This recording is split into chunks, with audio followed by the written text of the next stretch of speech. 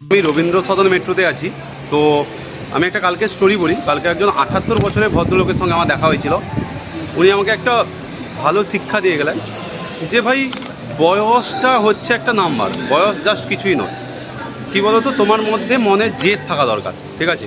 আজকে ওনার ওয়াইফ মারা গেছেন, উনি অ্যাক্টিং করেন। ওনার যে বয়স, আমি আমার গ্রামে দেখি, আমি মেদিনীপুরের গ্রামে দেখি ওনাদের বয়স 65-70, ওনারা বুড়ো হয়ে গেছে, কিন্তু ওর 78 বছর বয়সে যা জোশ দেখতে পাচ্ছি না, সেটা আমাদের মধ্যে নেই, বা আমার মধ্যেও নেই। সে একটাই কথা বললে যে ভাই, 3টে জিনিস করো, যেটা হচ্ছে পার ডে তুমি কিছু না কিছু যোগা বা মেডিটেশন করো। আমি প্রাণায়াম করি। সেকেন্ড হচ্ছে ডেলি ভালো খাবার খাও। আমি বলছি, আমি বাইরের কোনো খাবার খাই না, ফাস্টফুড খাই না। আর ডেলি কিছু না কিছু করার চেষ্টা করো, টাইমটাকে বসে কাটাও না, কিছু না কিছু করো, ইউটিলাইজ করো, দেখবে তুমি 100 বছর পর্যন্ত বেঁচে থাকবে, টাইম ভালো কাটবে। তাই সবাইকে বলে সেম কথা, সেম জিনিসটা করো ভাই।